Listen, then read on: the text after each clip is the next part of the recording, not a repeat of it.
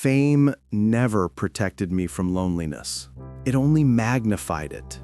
Those words, soft, almost whispered, capture the paradox of Diane Keaton's life.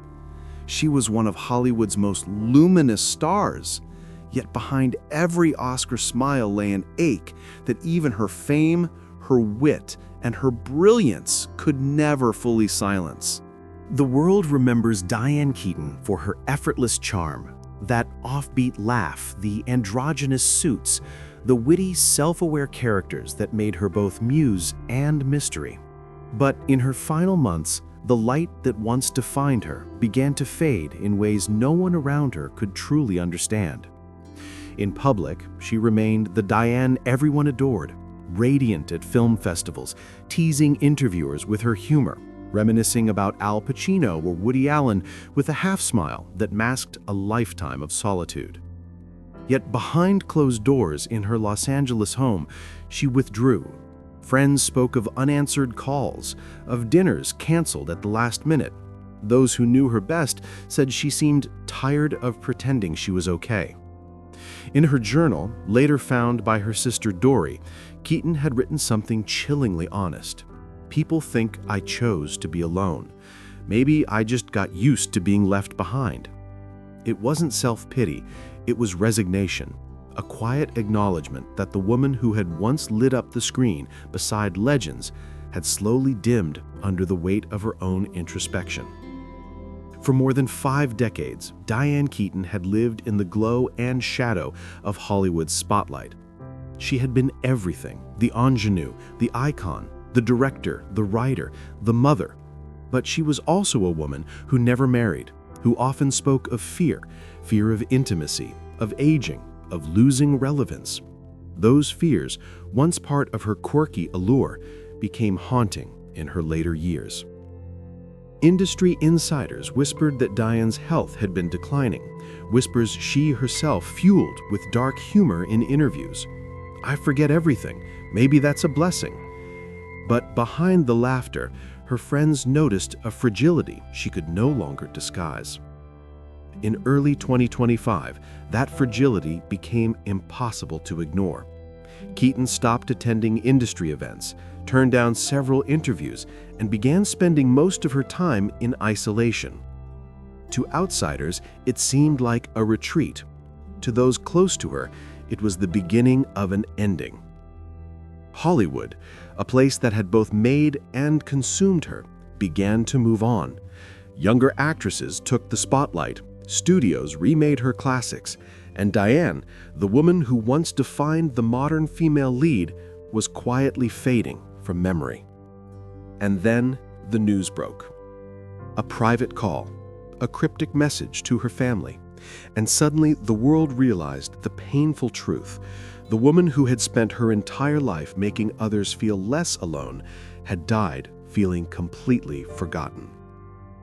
What happened in Diane Keaton's final days and what drove her into that profound isolation remains one of Hollywood's most heartbreaking mysteries.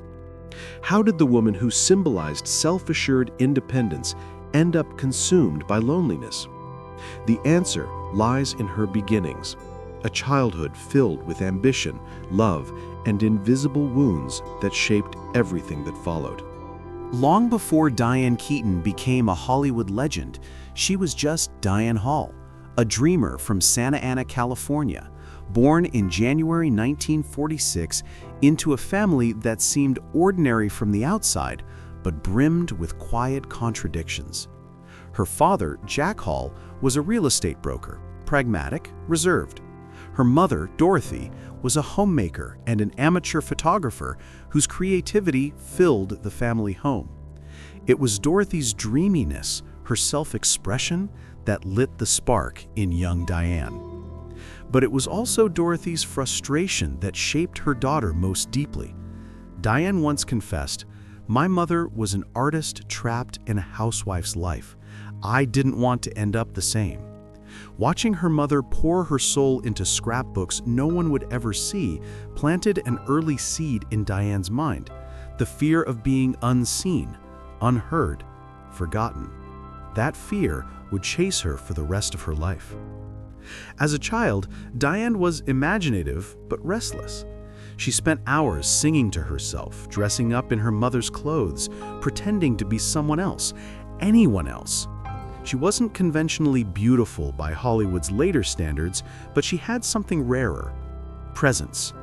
Her high school drama teacher spotted it first, calling her a tornado of feeling and imagination.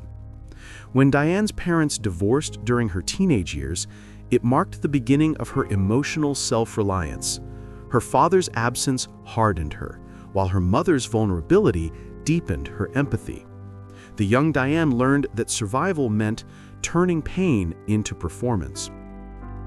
After high school, she moved to New York City with nothing but a suitcase and a stubborn belief that she was meant for more.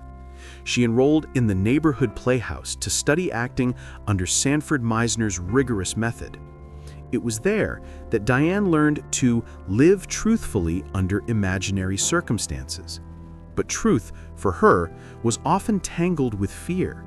She once admitted that she found acting not as liberation, but as a way to hide in plain sight. New York was both brutal and electrifying. She struggled to pay rent, waitressed in small diners, and auditioned endlessly. Her quirks, the awkward laughter, the hesitations, the refusal to conform to typical femininity, often made casting directors skeptical. But that same unpredictability made her magnetic on stage. Her first big break came not on camera, but on Broadway, when she joined the original cast of Hair. Ironically, she refused to perform nude, a choice that baffled producers but defined her for life. Diane Keaton would never be what Hollywood wanted her to be. She would only ever be herself, even when it cost her roles, respect, or love. Those early years built the foundation of everything she became: fiercely independent, deeply insecure, and endlessly searching for meaning. It was also during this time that she met a struggling writer-director named Woody Allen, a meeting that would change both of their lives forever. She was 23, awkward yet radiant, a young woman caught between ambition and uncertainty. He was neurotic, brilliant, and equally lonely. Their connection wasn't just romantic, it was existential. Together, they created characters that blurred the line between life and art, love and loss, comedy and melancholy. But before Diane Keaton became Woody Allen's muse, or Hollywood's unlikely darling, she was just a daughter trying to become someone her mother would be proud of. And in chasing that dream, she would unknowingly set herself on a path where fame and loneliness would become indistinguishable. Diane Keaton's rise to fame wasn't a story of instant success. It was a slow burn, a series of almosts and maybes that built her legend brick by brick. In New York, she carried the weight of rejection with a disarming kind of grace, laughing at her own missteps even when she went home in tears. She wasn't conventionally glamorous, but she had that undefinable something, the same quality that makes a person unforgettable without trying. When she landed a small part in Play It Again, Sam on Broadway in 1969 opposite Woody Allen, her odd rhythms and natural humor instantly set her apart. Allen, who had written the play, was struck by her timing, her ability to make awkwardness magnetic. Their chemistry wasn't rehearsed, it was lived. And soon, their onstage partnership spilled over into real life. Hollywood took notice. When the play was adapted into a film in 1972, Keaton reprised her role, and suddenly, audiences everywhere were asking, "Who is that woman?" She was funny without trying to be, beautiful without realizing it, and authentic in a world that rewarded artifice. Her breakthrough came 5 years later with Annie Hall, a film that became more than just a love story. It became a cultural mirror. Directed by Woody Allen, the film was inspired by their own relationship, with Diane's quirky fashion, mannerisms, and spirit forming the soul of the character. She didn't just play Annie Hall, She was Annie Hall. The movie swept the Oscars in 1978, and Diane took home Best Actress. In her acceptance speech, she was humble and radiant, but those who knew her said she cried for hours afterward, not from joy, but from disbelief. She once said later, "I never thought I was good enough to win anything. I just thought I was lucky to be noticed." But even as she ascended, cracks began to appear in her sense of self. Fame amplified her insecurities instead of silencing them. While others saw a woman at the height of her power, Diane saw a girl still trying to prove her worth. In interviews, she dodged questions about marriage and children, masking discomfort with wit. "I'm not opposed to marriage, I just haven't been proposed to enough times." Behind the humor was something more fragile, an unease with intimacy that followed her from childhood. She had brief, intense relationships with some of Hollywood's most famous men, Warren Beatty, Al Pacino, yet every time she walked away before the ending could be written. "I was afraid," she later admitted, "afraid of losing myself in someone else's story." Still, she kept working, turning her vulnerabilities into characters that felt raw and alive. Films like Looking for Mr. Goodbar and Reds proved she wasn't just Woody Allen's muse, she was a force of her own. Directors described her as fearless yet uncertain, a paradox that made her endlessly fascinating. By the early 1980s, Diane Keaton had achieved what most actors only dream of: fame, respect, and freedom. But the more she succeeded, the more she seemed to retreat inward. That restlessness, that longing for something beyond applause, became the thread that tied her art and her loneliness together. Hollywood saw her as untouchable. But Diane was beginning to realize that success, no matter how bright, could never fill the quiet spaces that haunted her. By the mid-1980s, Diane Keaton was more than an actress. She was an archetype. Her Annie Hall persona had redefined femininity in cinema. She'd proven that a woman could be eccentric, intellectual, awkward, and still command the world's attention. The hats, the vests, the loose trousers, what began as personal comfort became an emblem of self-expression. Magazines called it the Keaton effect, and women everywhere began dressing like her, not to impress, but to feel free. But while Hollywood adored her style, it was her substance that set her apart. She chose roles that mirrored her contradictions, strong yet uncertain, tender yet detached. In Reds, 1981, opposite Warren Beatty, she gave one of the finest performances of her career, a portrayal of a woman torn between love and ideology. That same year, she earned another Oscar nomination, solidifying her place among cinema's greats. Behind the cameras, Diane's relationships remained as complex as her characters. Her love affair with Al Pacino, a fiery decades-long connection that began on the set of The Godfather, became the stuff of Hollywood legend. They were opposites in every way. He was volatile and brooding. She was unpredictable and tender. She adored him, and for a time, he adored her too. But love for Diane always seemed to exist at a distance. "Al was the love of my life," she admitted years later, "but he never asked me to stay." Her friends often said that fame had given Diane everything except what she really wanted: permanence.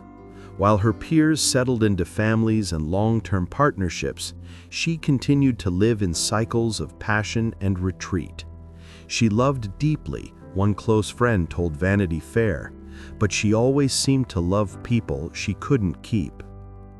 In the 1990s, Diane reinvented herself again, this time behind the camera.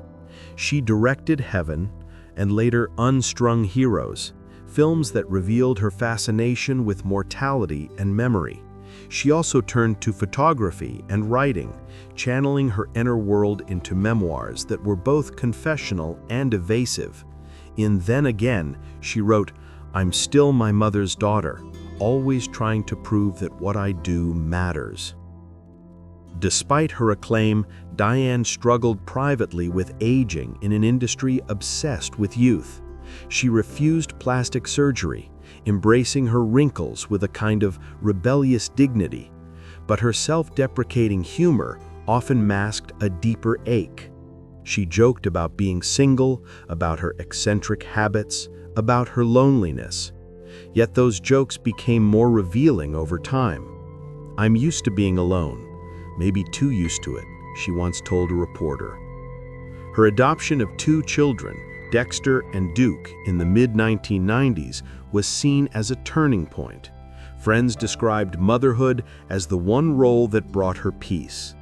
For a while, it seemed like she'd finally found her balance, splitting her days between directing, raising her children, and photographing California's architecture, one of her lifelong passions. Still, beneath the surface, the quiet battle continued. Fame had become a double-edged sword, both her shield and her cage. She was loved by millions, but truly known by few. And as the years passed, the woman who once challenged Hollywood's norms began to fade from its limelight, content to let her legend speak for her.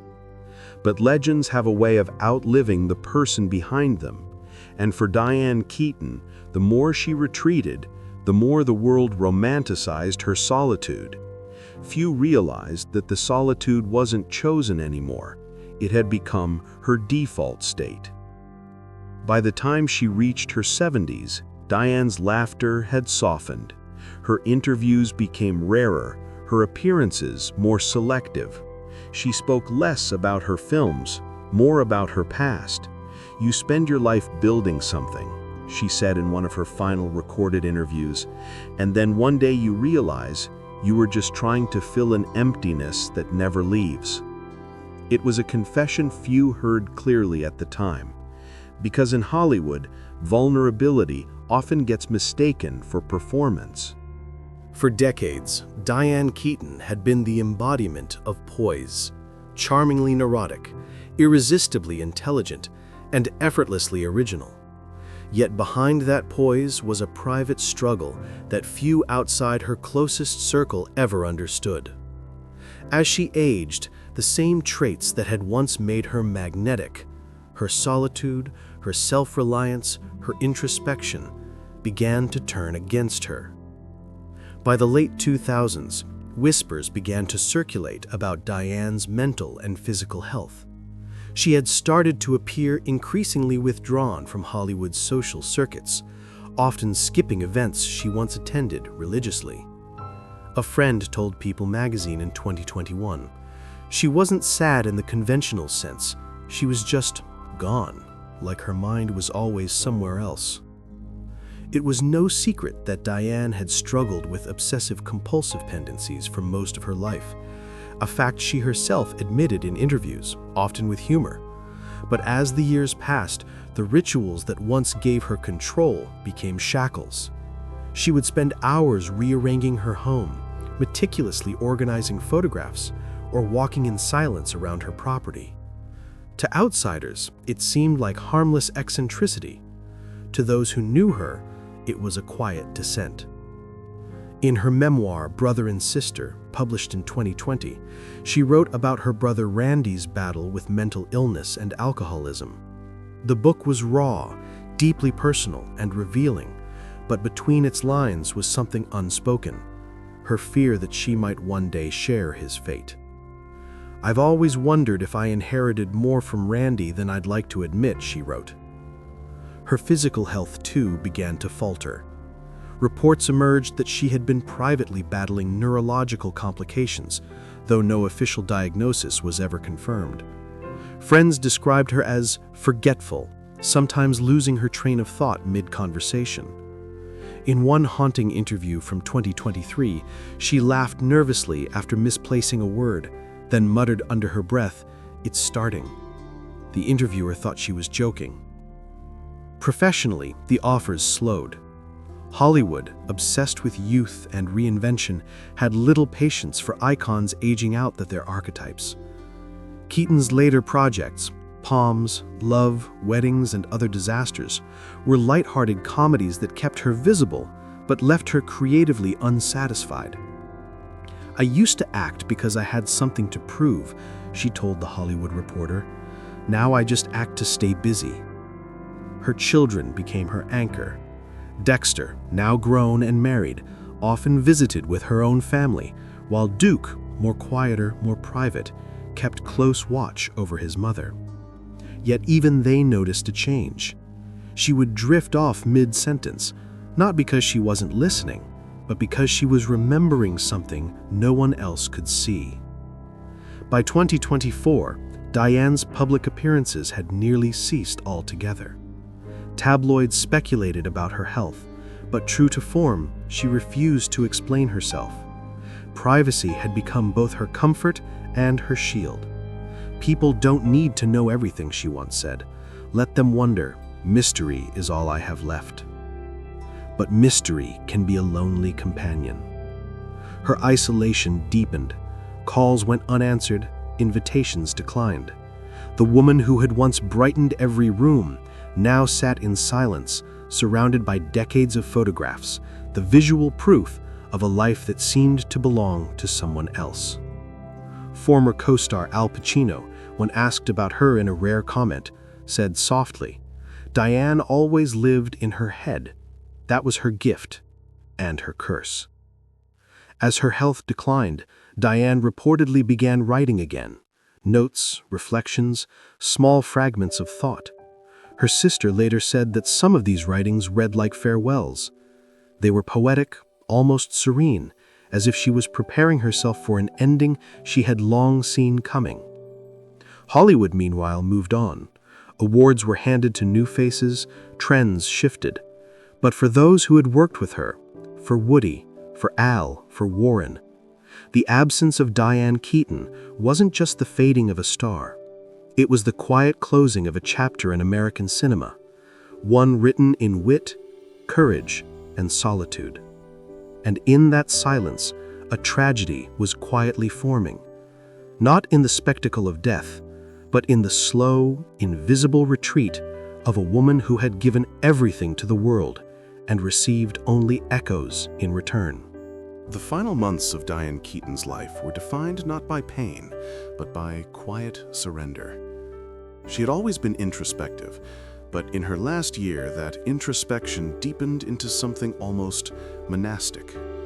She stopped taking new projects, stopped traveling, and confined herself mostly to her Los Angeles home, a sprawling, light-filled space she had restored herself, filled with photographs, old film reels, and the comforting clutter of a life well lived.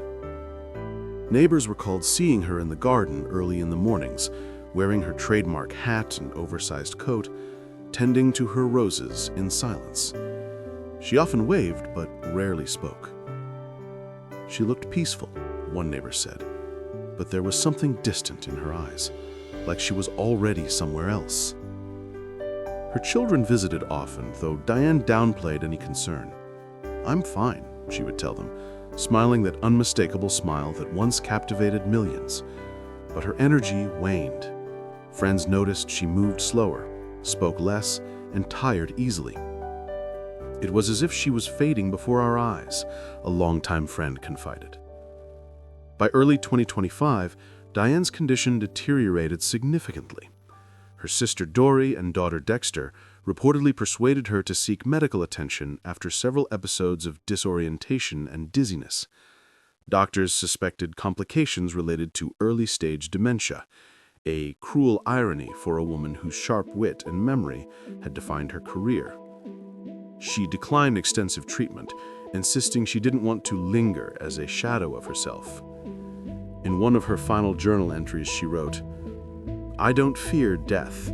I fear the noise of it, the people talking after I'm gone, trying to explain me." She spent her last weeks surrounded by her family, Dory, Dexter, and Duke, in a private hospice setting overlooking the Pacific. The staff described her as gracious and lucid in moments, distant in others.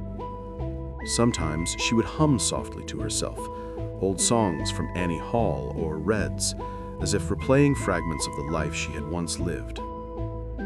Al Pacino reportedly called her one final time. The conversation was brief, tender, and full of unspoken things. "We didn't need words," he told a friend later. "We just understood."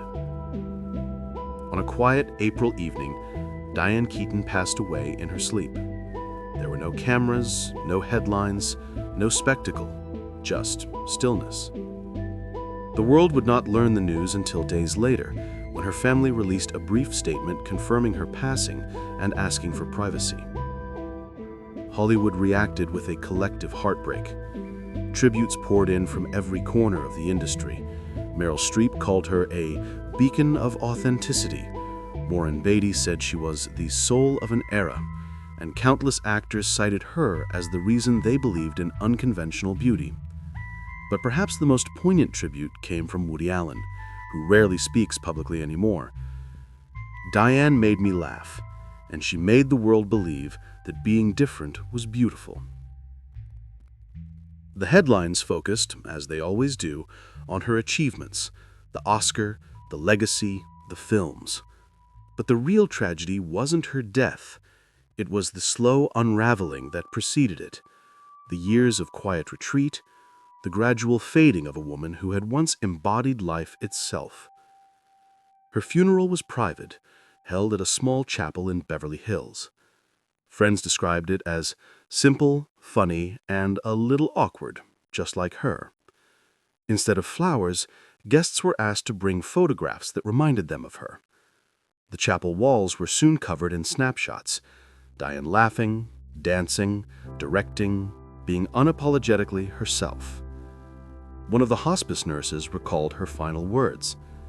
When asked if she wanted anything before sleeping, Diane smiled faintly and said, "No, I have everything. I had a good story." And with that, one of Hollywood's most beloved storytellers slipped quietly into the night, not broken, not defeated, but finally free from the loneliness that fame could never cure. In the days following Diane Keaton's passing, the world paused, not with shock, but with a collective tenderness. It was as if everyone who had ever loved her on screen suddenly realized they'd been watching not just an actress, but a mirror of their own insecurities and dreams. Her characters, flawed, funny, searching, had always reflected the quiet ache of being human. And that was her gift. She made imperfection beautiful. You could see it in the tributes that flooded social media. Fans shared scenes from Annie Hall, Something's Gotta Give, and the Godfather trilogy, each one captioned with gratitude. Younger actors, like Emma Stone and Greta Gerwig, called her the original modern woman, someone who had shown that vulnerability and strength could coexist in the same frame. But beyond the admiration, there was a deeper reckoning. Diane Keaton's life had never been a fairy tale. It was a delicate balance between artistic brilliance and emotional solitude. She once said, "My entire life is a story about wanting connection and being terrified of it." That paradox became her legacy.